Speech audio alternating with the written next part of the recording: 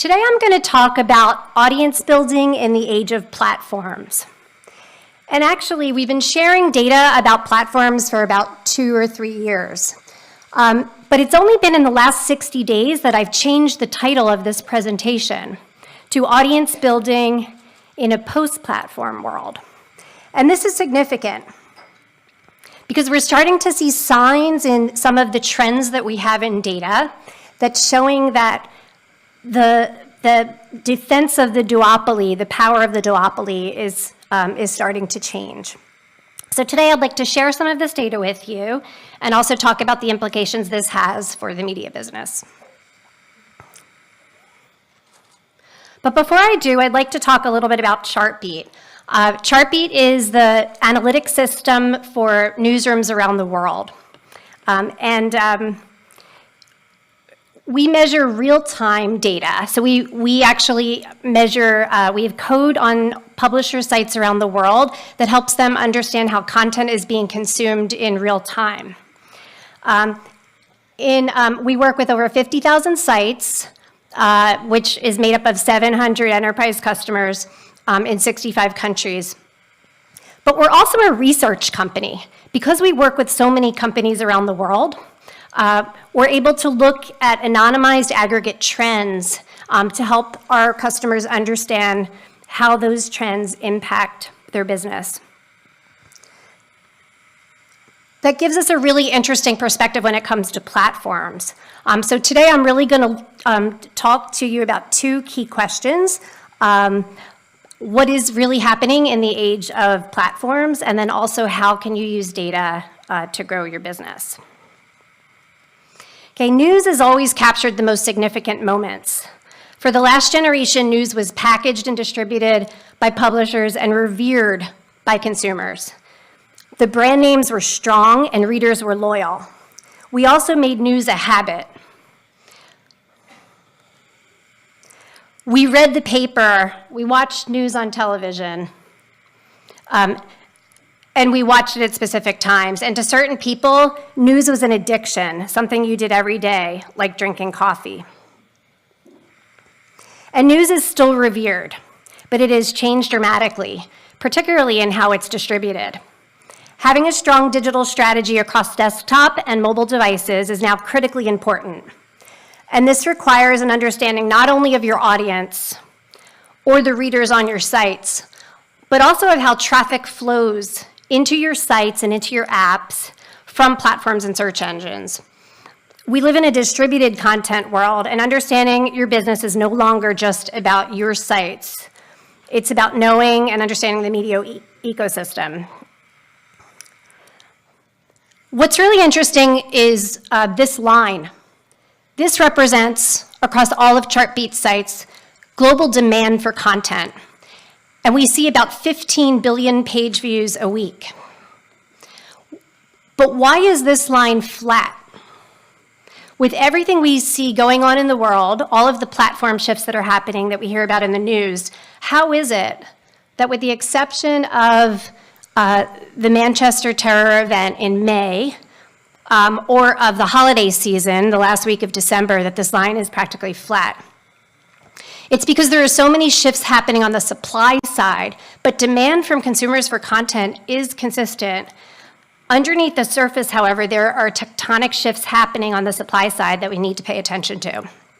Let's take a look. In terms of worldwide traffic, how do visits from top traffic sources or referrals break down? What we really see is that there are 4 main sources of traffic. First is direct. Direct traffic is just shy of about 40%. This means that people going directly to your sites, your mobile sites, or your apps makes up about 40% of traffic that's being driven to a publisher's site. Google is next in line, and that's just more than 20%, followed by dark social, which represents traffic coming from messaging apps and email. Followed by basically an everything else category.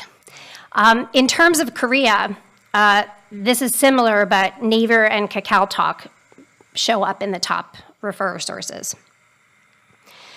It's critical to look at the traffic sources because 40% of traffic may be direct, but 60% of traffic coming into a publisher site at any point in time is being driven by sources that you can't control. And this is just further proof that we really do live in an ecosystem, and we need to understand how things flow, not just directly, but indirectly. One of the most significant shifts we've seen in the last 18 months globally, this is from our global data set, is the shift to mobile. Now this may sound strange in Korea because you've been primarily mobile for a long time, but around the world, we've now seen that very talked about moment when mobile now has exceeded desktop. So any discussion of direct traffic these days has to consider the dynamics that happen on mobile.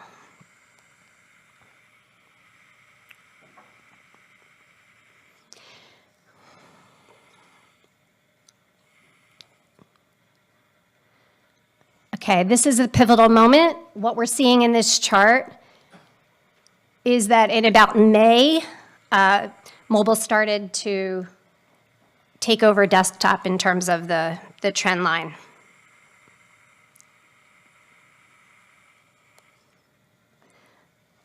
But what does mobile really mean?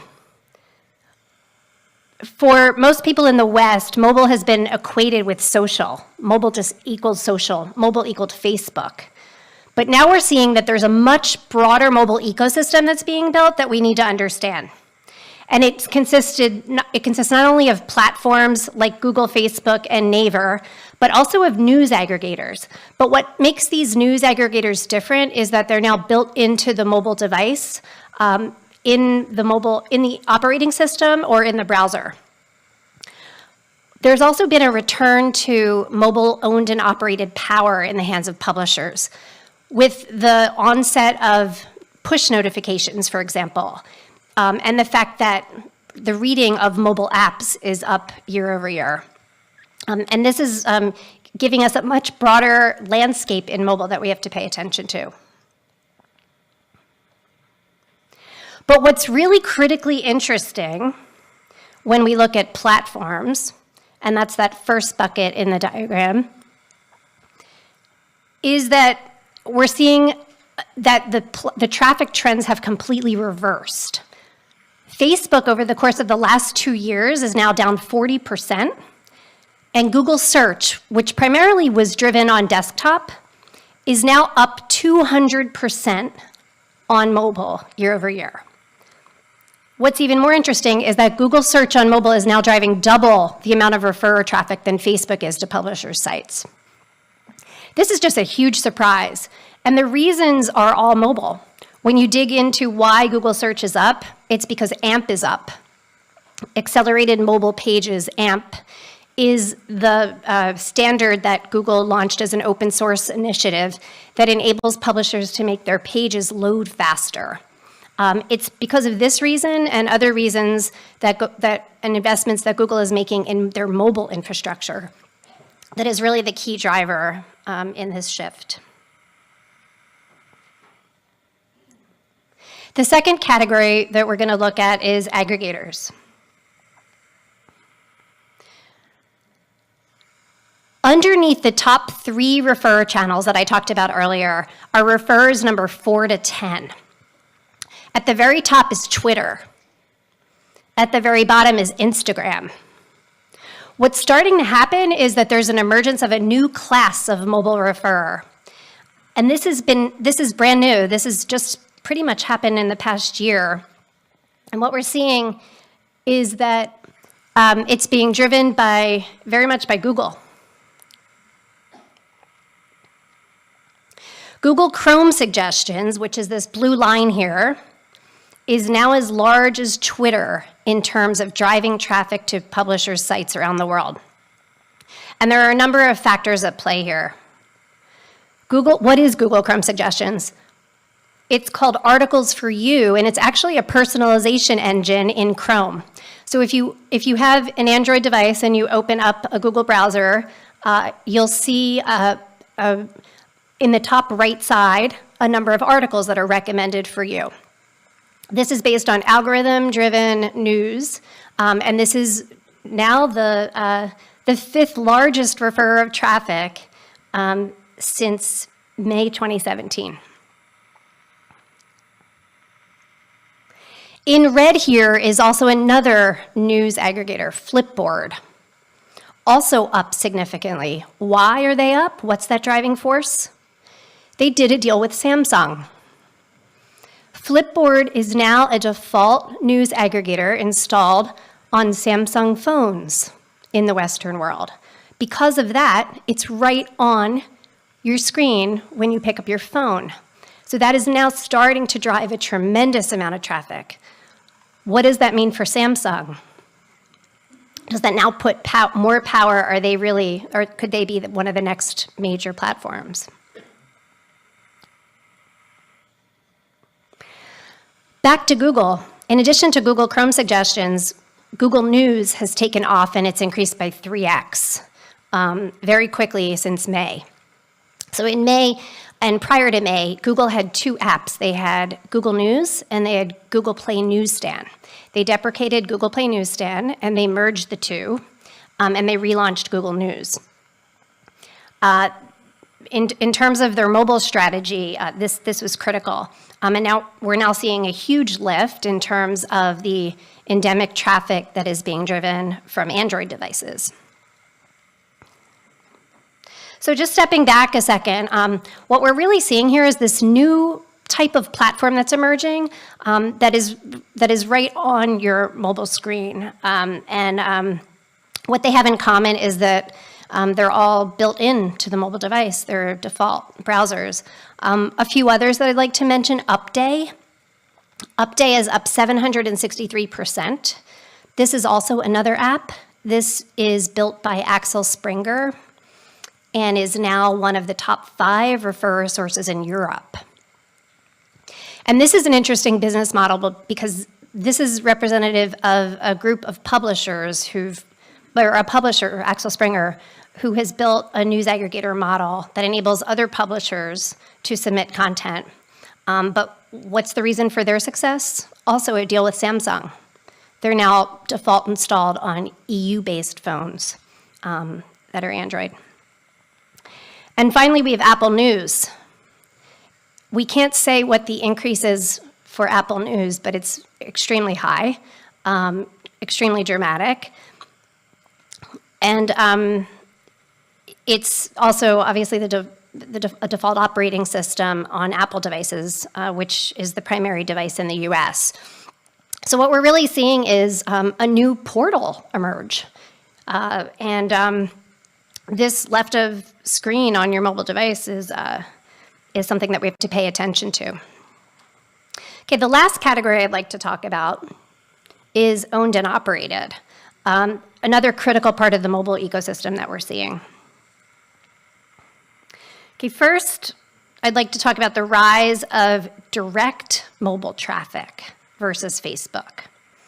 So what's really starting to happen is, unlike last year, where Facebook sort of was the highest referrer of mobile-specific traffic, followed by direct, followed by search. So you see the blue line, the green line, and the red line. We've seen a reversal of the 2 platforms, and I've talked about that earlier.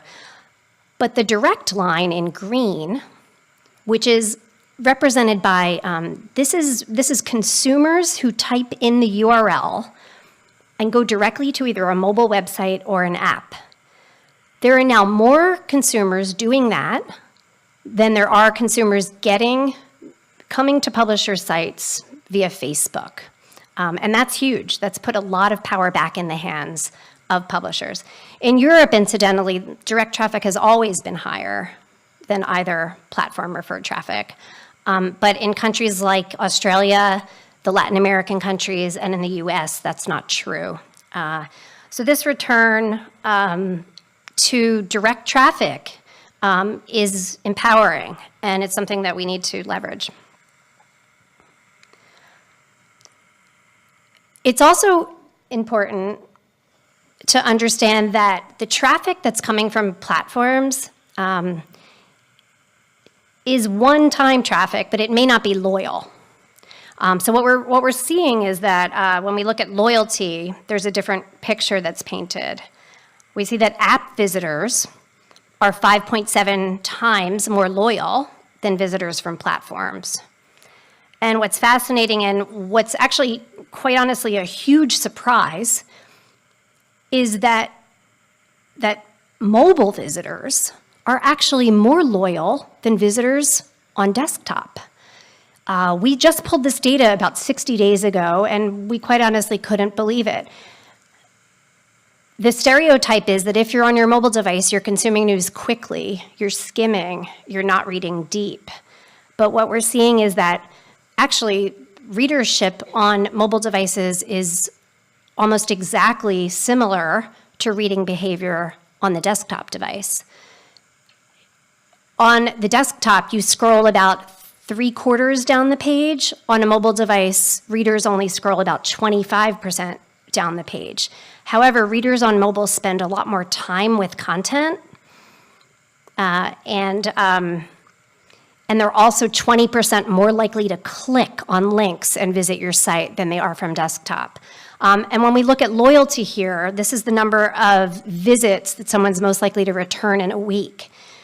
We see that regardless of the channel that a reader is on, they're actually more loyal on a mobile device than on desktop. So this is really interesting insight to all of us. And you also see on here that deep link and push at 6.6, that push notifications is also driving and is a secret weapon in the portfolio of publishers in driving loyalty. So if you're a business that's trying to drive subscriptions, or you're looking at your investments, how much should my editorial team be investing in traffic driving and measurement around Facebook or Google Search or Twitter versus in my owned and operated platforms? This information is really significant. So because of all of this, we know so far that that the platform world is changing, that mobile's more important, that the mobile landscape is actually composed of 3 different layers: platforms, aggregators, and your owned and operated sites, and that readers are actually more loyal. They're very inclined to go direct these days. So it's sort of painting a picture of really what would the world look like without Facebook? Are we starting to see indications of a post-platform world? And a lot of the publishers that we work with have been imagining this for a while. Little did we know that we'd actually get the chance to observe this in action when Facebook crashed. So Facebook crashed on August 3rd, and they were down for 45 minutes. So what happened to news consumption? Complete dip. So does anyone remember what percentage of traffic Facebook drives to publishers from my earlier slide? It's about 15%. 15%. So you'd expect traffic to publishers to drop 15% if Facebook was down, right? Wrong. Traffic to publishers, direct traffic to publishers, went up 11%, and traffic to apps was up 22%, and traffic to search was up 8%. So all of this actually lifted total traffic by 2.3%. So what happened when Facebook went down? Consumers went and read the news. They actually visited publishers' sites. And it's just fascinating because what this is telling us is, I was talking about addiction earlier. News used to be addictive. We used to read the paper as part of our routine. Now people are addicted to their phones. Are they addicted to their phones? Are they addicted to content? If in a second Facebook can go down and people can change their behavior, that's just fascinating. That actually means that the phone could actually be the source of the addiction and not Facebook. And what happens if we find newer and better and more innovative ways to give people options to interact with content. Incidentally, I don't know how many of you are aware of this, but YouTube went down last week. If you want to know what happened there, go and read our blog post, blog.chartbeat.com. I don't have it in the deck, but guess what happened? People went and read the news. Traffic to publishers went up 20% last week when YouTube went down for an hour. Fascinating. And it happened in a second. Half of the traffic going to publishers during the YouTube outage was basically just driven by search. A lot of people actually asking the question, why is YouTube down? Because it was never down. That was about 10%, but the other 10% was net new traffic to publishers. But we're starting to see this post-Facebook world, this post-platform world. It's just fascinating to think about what could really happen if we put our heads together and thought of other business models. But it also shows how fickle consumers really are and how open they are to change. Okay. So that leads us to the second part of my talk. All of this talk of platforms has us wondering then really how are publishers thinking about their business? Because obviously all of these platform issues are not in your control. It's one thing to understand the data around it and to have analytics around it and to try to manage it every day. But there has to be a better way that you can build your audience and grow. So really looking ahead, what we're seeing is that people need data and an understanding of not just how they connect to the rest of the ecosystem, but of how consumers are reading their own content is critically important. And now's really the time for people to think about data. According to the Reuters Institute study that came out earlier this year, when asked what the most important initiatives are for 2018, publishers said improving data capacity in orange, they're the first bar, understanding mobile notifications, the blue bar, and getting data registrations, either from your website users or your app users, were critical investments, followed by really optimizing content for social and search, right? So all of these are data considerations, and they're critically important.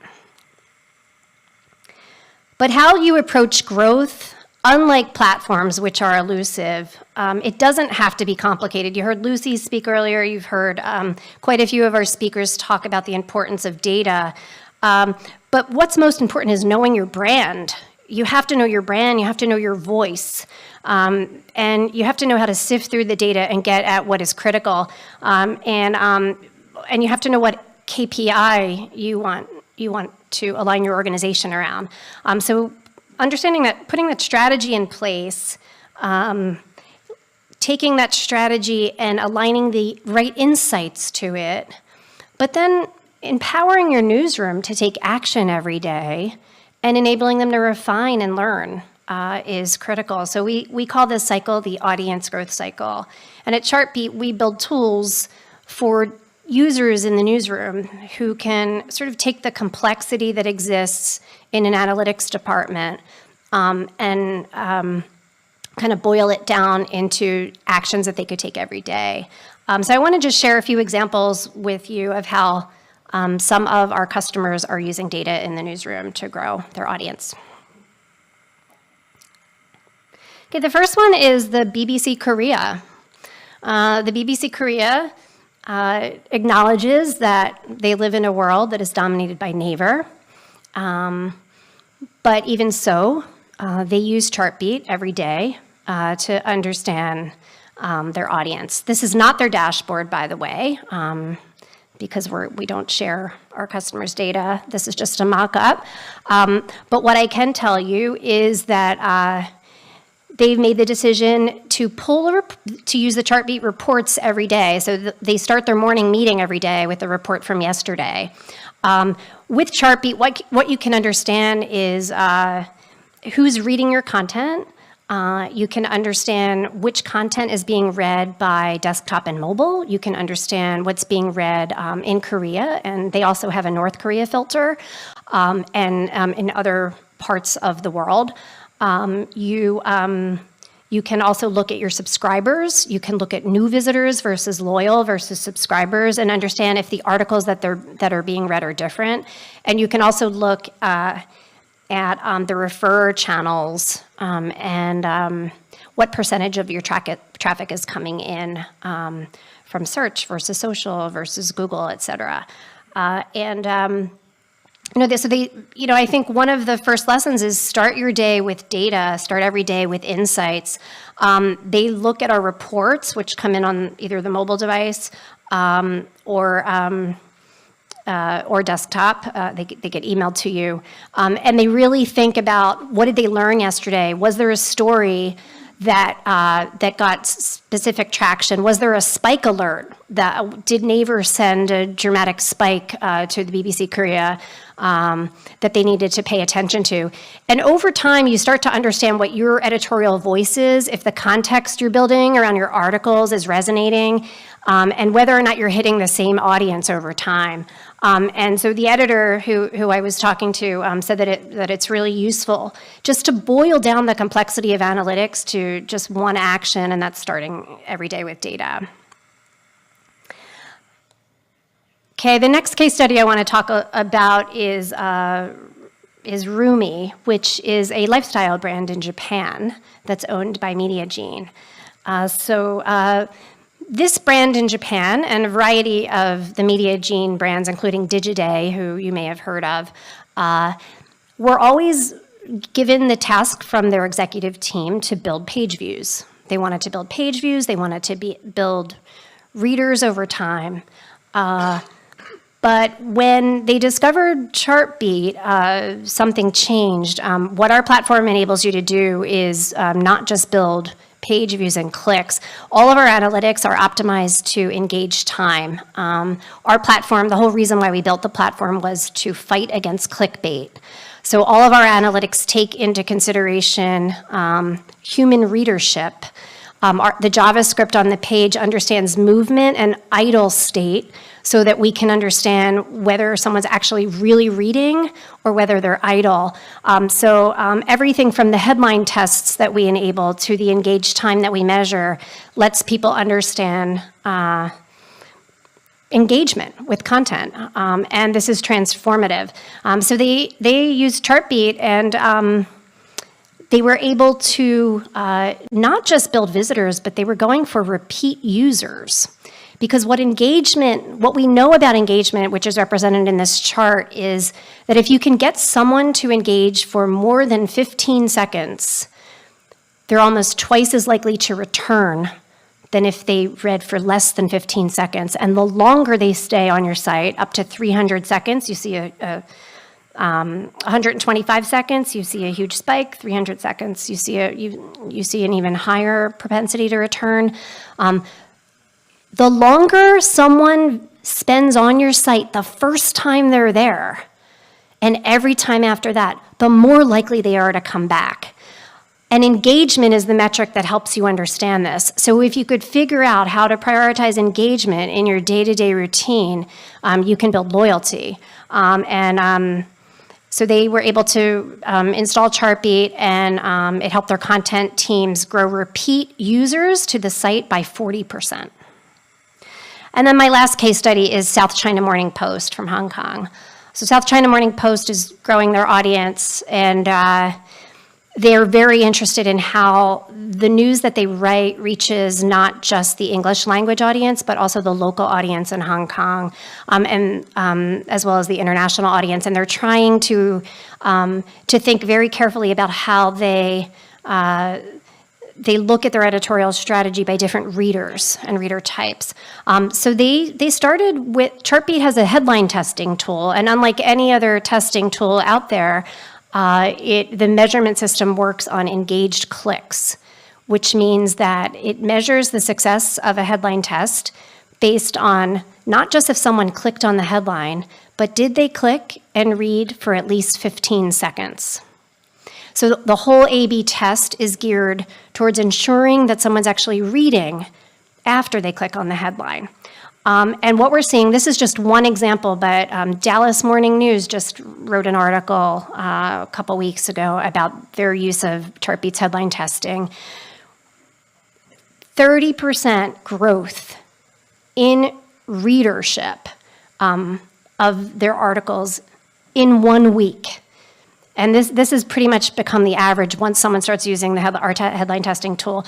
And it's fascinating because headlines are the art of writing. They're the art of journalism. But what we've done with this tool, it was based on a machine learning, a natural language processing study that we did with Cornell Tech to really understand if there were certain words that actually mattered and impacted the success of a headline. And so the product was built with that in mind. And we are able to show that if you test your headlines, you really can grow your audience, and technology can augment the art of journalism. And this is really because even based on time of day, your article the news could change. You could learn more facts. You could be expanding the context of the story and wanting to really change that headline. But 62% of the time that headline tests are run, the second headline wins. So South China Morning Post now has changed their culture. They make every journalist come with their story with 2 headlines, and they test their headlines religiously now every day, and it's changed their culture. It's given them a much better handle on exploration around their voice and their angle, and we're really excited to see these results. So just in summary and to wrap up, I'd just like to say that it may not be a post-platform world completely, but it's definitely shaping up to be a post-Facebook world, at least for those of us in the West. And we are seeing that consumers are starting to show signs of substitutive behavior. Substitutive behavior, meaning that they can substitute at any time an activity that they're doing on a platform with something else if given the convenience and the speed and a similar user experience. So we're also seeing that while Facebook is declining, Google is growing in strength. So what does this mean? What does this mean for regulation? What does this mean for what publishers and newsrooms need to do to invest in search optimization in terms of getting your articles listed on Google search so that consumers can discover them and find them easily? We're also seeing that direct audiences are more loyal than we thought. They will go and seek out the news when they need to. And, in Korea, that may not be happening as easily as you would like. In the West, especially in the US right now, where we're in a dire political environment and trust is down, we're seeing that the ease that a platform can fall out of favor, it's just becoming easier and easier.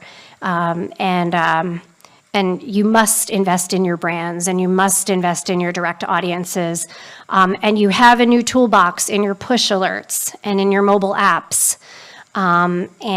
There's nothing holding you back if you think about the Upday example of building a new innovative business model that lives on the device. We're also seeing strength in Chrome and also in tech, in the mobile phone operators, the device makers and the operating system makers like Samsung and Apple.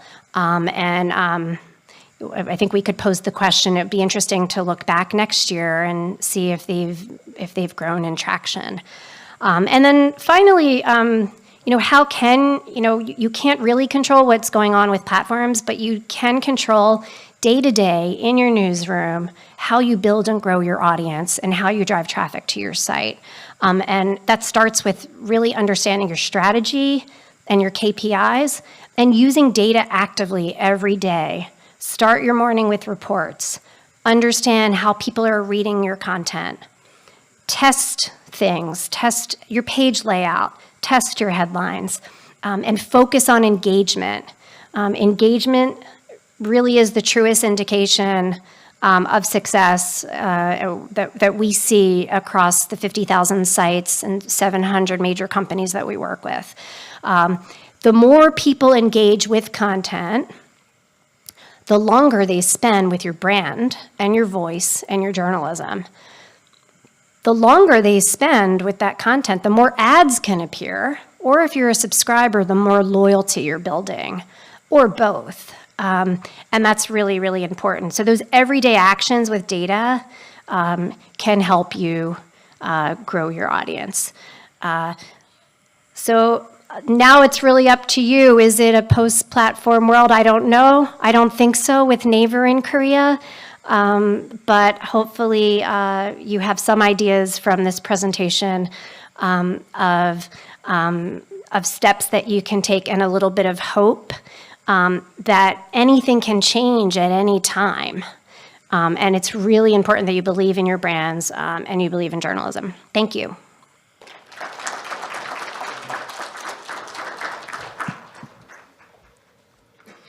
네, 좋은 강연해 주신 테리 월터 CMO님 감사드립니다.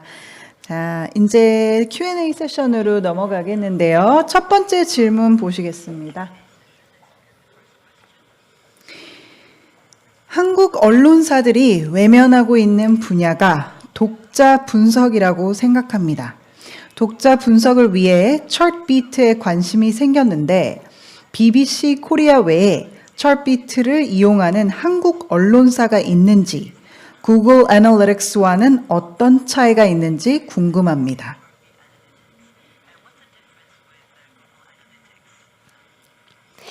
That's probably a discussion we should have offline. I'd love to talk to you more.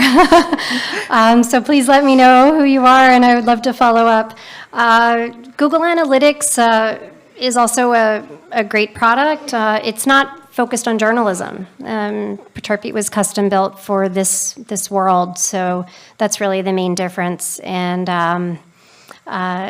yeah, there are many clients in the Asia region. We do have other clients in Korea. I don't have permission to mention their names, but we'd be happy to follow up with you later. 네. Thank you. 다음 질문으로 넘어가도록 하겠습니다. 언론사 직접 방문이 아닌 여러 가지 유형의 플랫폼들, SNS, 검색 엔진, 뉴스 애그리게이터 등을 경유하는 트래픽의 경우 페이스북, 구글, 삼성 등 1등 미디어 기업이 바뀔 뿐 높은 비율로 유지되고 있습니다. 얼마 전까지는 페이스북의 뉴스피드 정책이 조금만 바뀌어도 언론사들은 그에 대응하기 위해 분주했고 페이스북 경유 트래픽이 줄어든 지금은 구글, 삼성 등 다른 미디어 기업의 영향이 늘었을 뿐 플랫폼 전체의 영향력은 변함이 없다 할 수 있습니다. 언론사들은 그저 트래픽이 많이 발생하는 플랫폼이 무엇인지 지속적으로 파악하고 그에 적극적으로 대응하는 종속적 입장을 유지해야 하는 것일까요?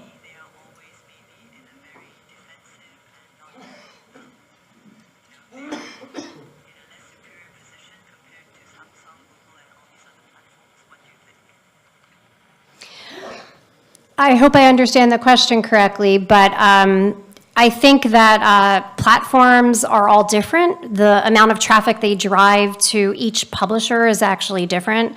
There are certain news organizations, for example, that are heavy in search by nature of the type of content they publish, and others that are heavy on social. So I think the secret is really data and understanding data.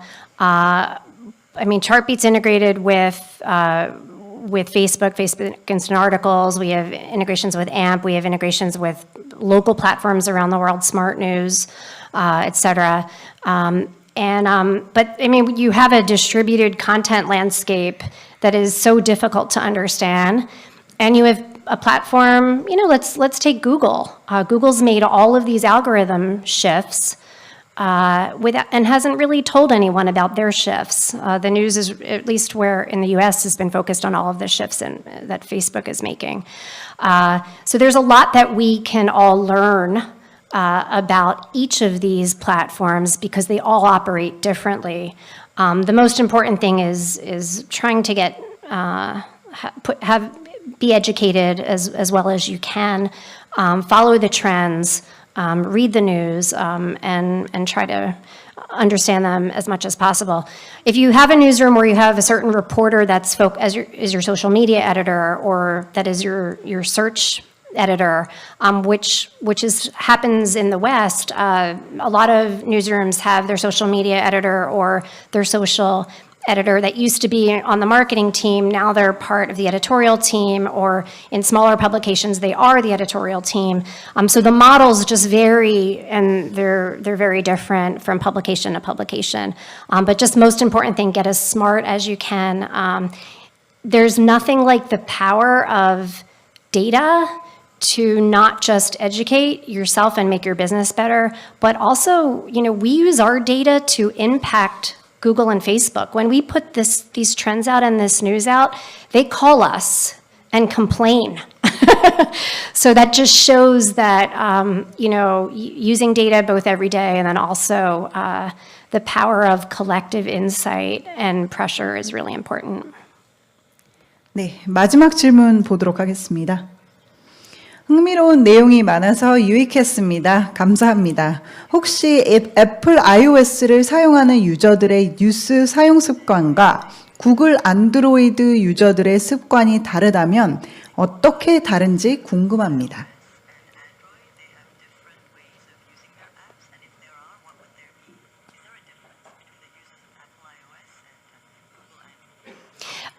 Yes, there is. I mean, first off, Google, the Android users, Android is pretty much the main platform in Europe and rest of world, Apple in the US.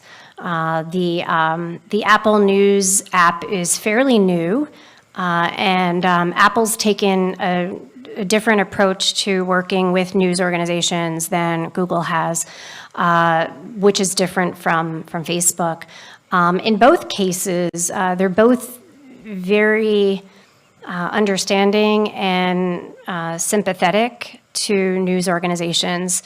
Apple is taking a slower approach to that ecosystem. In terms of the users of the iOS in Apple and Google, all you need to really do is look at the apps on the phones. I'd be happy to show you if you want to come up afterwards to look at how Apple News works versus Google News.